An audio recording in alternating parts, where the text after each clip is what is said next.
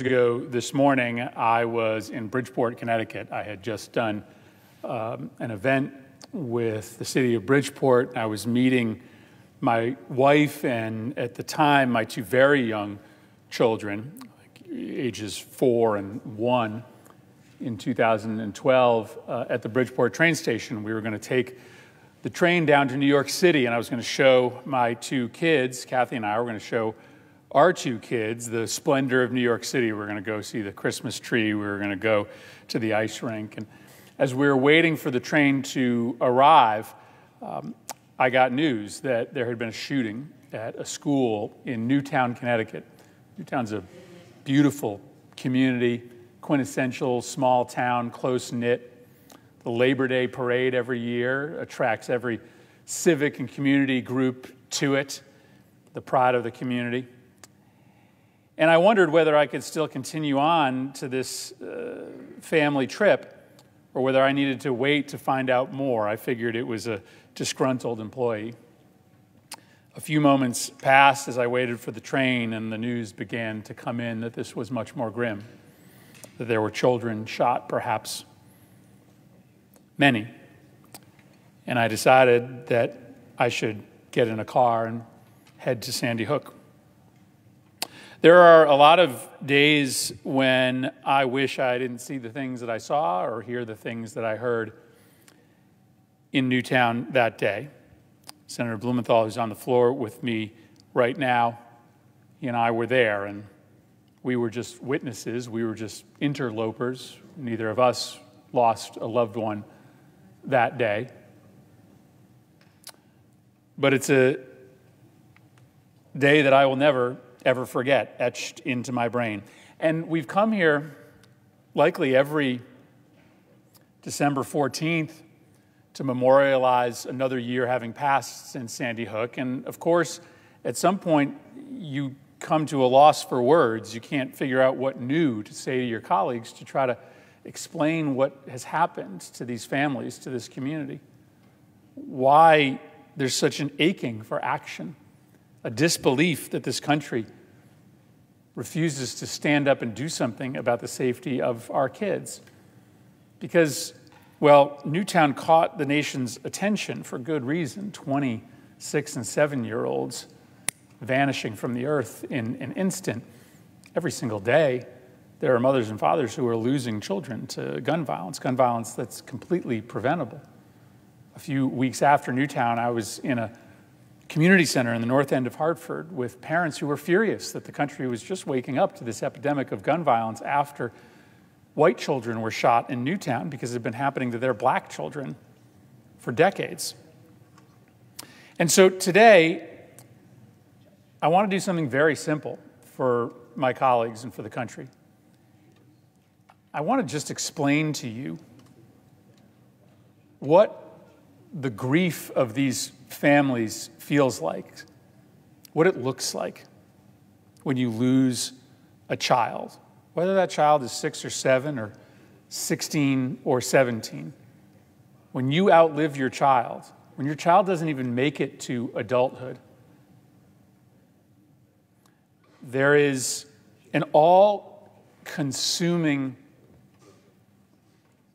grief that is inescapable. One of the emotions that is connected to this grief that I've learned about is the tendency to deny the reality that has become your surrounding. And it's logical to momentarily, either purposefully or subconsciously, try to figure out a way out of this world that you are living in without your child, without your son or daughter that you had planned to spend the rest of your life with. And so I want to talk a little bit about that emotion today.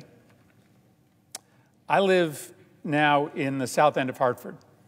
I live just 2 blocks from the intersection of South Prospect and Sheldon Street. I think I live there intentionally because I know this story so well. And when my family and I were looking for a house in Hartford and There was one available just 2 blocks from this intersection. I think there was probably something intentional about the choice we made.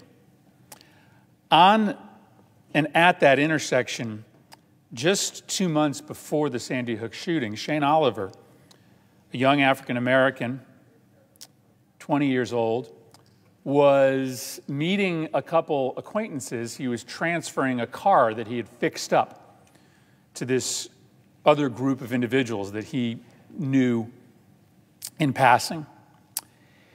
He was there with his girlfriend, and during the exchange of this vehicle, an argument broke out.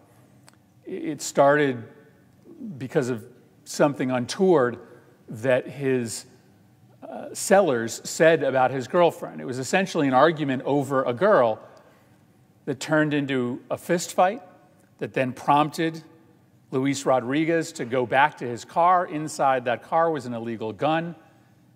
He walked out of the car with the gun. Shane Oliver tried to run, and he was shot in the back. He died that night at a Hartford hospital. His mother, for a good deal afterwards, would wake up in the middle of the night, awaken from a deep sleep, put her clothes on, get into her car, and start driving. She would do this night after night. She'd drive from her home to the corner of South Prospect and Sheldon Street, where her son died. And when she got there, she would shift her transmission into park, and she would turn on the high beams and just wait for hours. Car in park, high beams on, essentially waiting for her son to come back. It's implausible. Shane Oliver had died months ago. He wasn't coming back, but his mother, consumed by this grief, consumed by this need to deny what had happened, sat there in her car. Around the same time, one parent, who both Dick and I have gotten to know very well in Sandy Hook, came up with her own trick. She would pretend that her son, who had died that day in Sandy Hook, wasn't dead. In fact, he was just visiting a friend for the afternoon. She was trying to figure out ways to just get some housework done, to just tidy up the place, to make some phone calls that she needed to in order to get her family's business done. And the only way that she could do that was to imagine that her son was at a play date and that he would be coming home soon. And of course, that dream would vanish, and she would once again come to grips with the reality that her son was never, ever coming home. But that need to deny that reality, even for a few hours, was what was necessary for her in order to get through the day. I just tell those two stories because I want people to understand how desperate your life becomes when you lose a child. We lost 26 individuals, 20 kids and 6 educators 9 years ago today in Sandy Hook. And the families of all 26 of these individuals, the parents, the brothers, the sisters, the children, their lives will never, ever be the same. Newtown will never, ever be the same. Many of these kids lived within a block or two of each other. Everyone in Newtown knew one of these families, 2 of these families. Half of these kids all went to the same church. The funerals that we went to over and over again were at the same place with the same priest presiding over funeral after funeral, wake after wake. And so sometimes those of us who work in and around this issue of gun violence get angry at our colleagues because how can you listen to stories of this grief, and they happen in every state, and choose not to act? Lastly, I want to do something that I have done several times on the floor. because I am running out of ways to express what happened in Sandy Hook and why our inaction is inexcusable. I'm running out of turns of phrase to do it myself, and so maybe the words of a parent will help you understand why we need to act. So I'm going to read a few excerpts from testimony that our friend Neil Heslin gave before the United States Senate just 2 months after Sandy Hook occurred. Neil's a complicated guy. He's a good friend. He's had hard times in his life. But his best friend was his son, Jesse Lewis.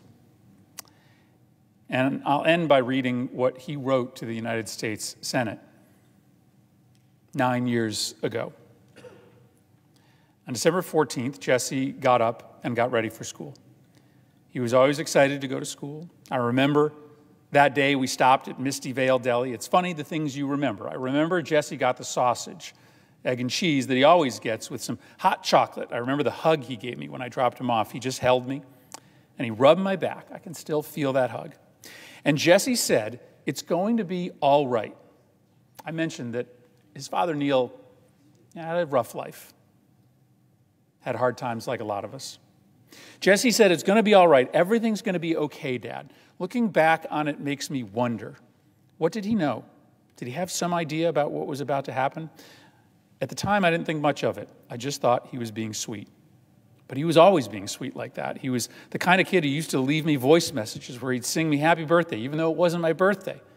I'd ask him about it, and he'd just say, I wanted to make you feel happy. He had so much wisdom. He would know things, and I would have no idea how he knew, but whatever he said, he was always right. He'd remember things we'd done and places we had been that I'd completely forgotten about. I used to think of him as a tiny adult.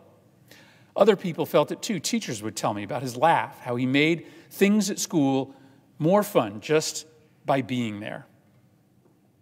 Jesse had this idea that you never leave people hurt. If you can help somebody, you do it. That's what Jesse thought.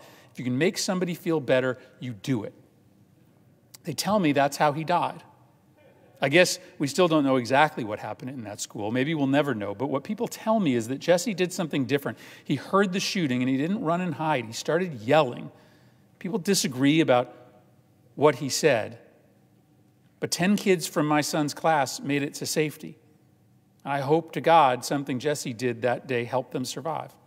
What I know is that Jesse wasn't shot in the back. He took 2 bullets.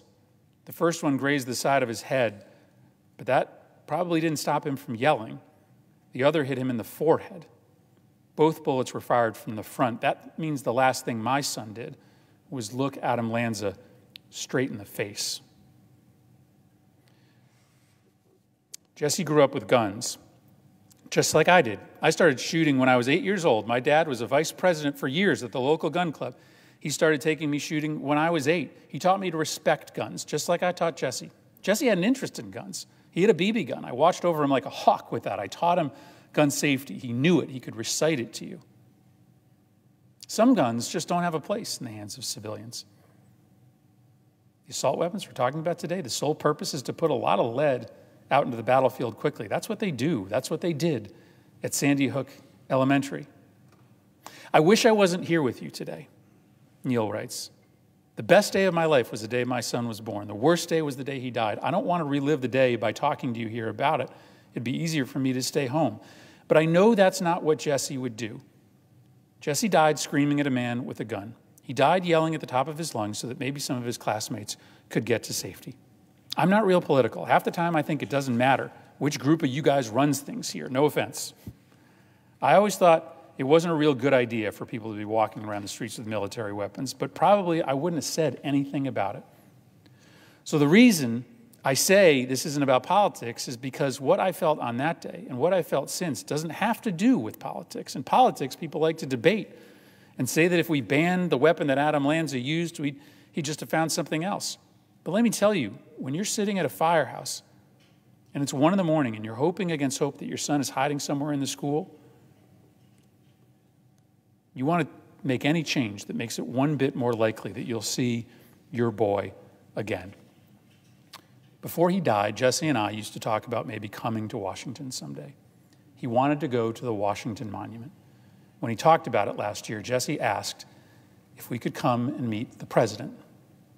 I said earlier that I can be cynical about politicians, but Jesse believed in you. He learned about you in school, and he believed in you. I want to believe in you too, writes Neil. I know you can't give me Jesse back. Believe me, if I thought you could, I'd be asking you for that. But I want to believe that you will think about what I told you today. I want to believe you'll think about it, and then you'll do something about it, whatever you can do, to make sure that no other father has to see what I've seen.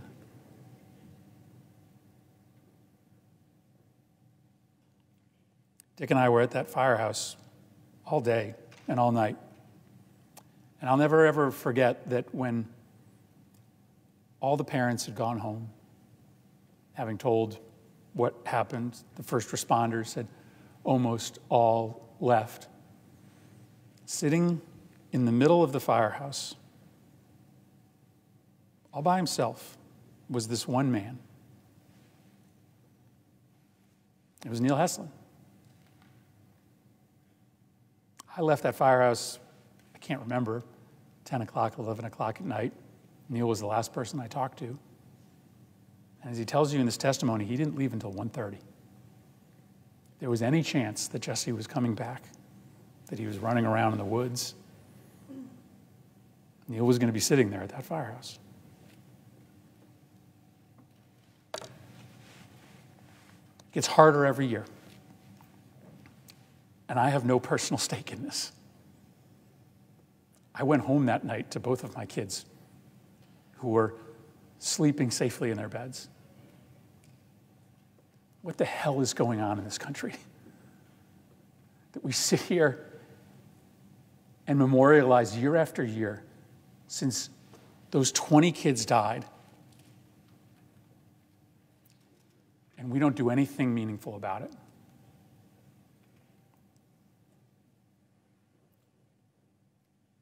Next December will be 10 years. And I'm just going to tell you how hard it will be for so many of these families to live through the 10-year mark of Sandy Hook with no action from this body. We have a year to get our act together here to make sure that in some small way we can honor these children with action. I yield the floor.